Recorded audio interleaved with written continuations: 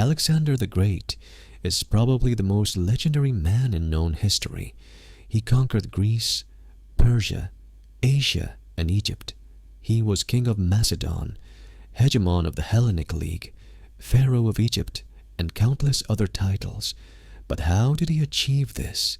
And how can you apply this to your own life so that you may achieve your maximum potential in life? Alexander had one of the most powerful skills that a human being can have: charisma. He may have been an excellent soldier, but he was, at the end of the day, a general. Even if he was the greatest warrior on the battlefield, all of that is meaningless if you can't lead your men into battle. In times of victory and feast, everyone is happy. But what happens when you're men and tired and hungry? How can you convince them to still follow you even when they are doubting the very meaning of conquest? To show this, I am going to pick one of the greatest showcases of Alexander's charisma. This is him solving the mutiny at the Hyphasis River. After he conquered Persia and defeated Darius III, Alexander's greatest enemy, he also conquered what is today known as Afghanistan and Central Asia.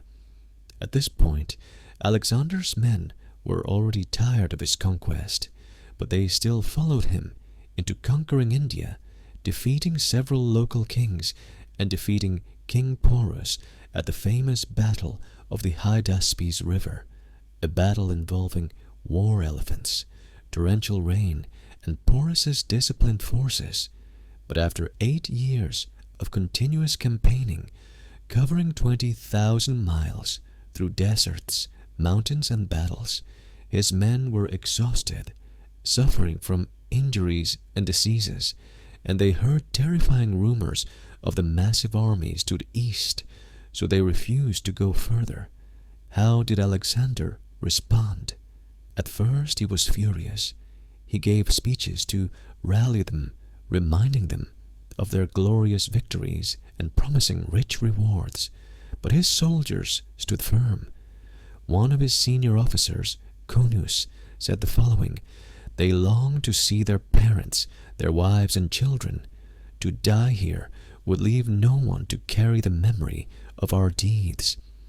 At first, you may think that Alexander may have refuted Conus. Still, he didn't, you see. The most important component about charisma isn't about being the smoothest talker or having the most extended vocabulary.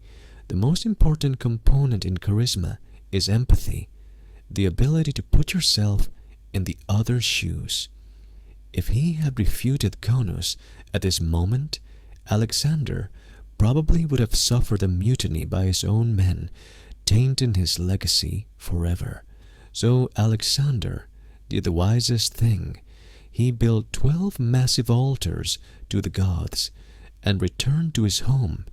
The key lesson in this is that you can be the most charismatic man in the world, but you won't always be able to convince your soldiers to push further if they don't see the meaning in it. This happens a lot in the modern world. How many companies have fallen because the talented people working there no longer see a vision? You, if you wish to learn of Alexander, need to be able to steer the wheel when it's necessary, because if you don't, you will crash into the storm.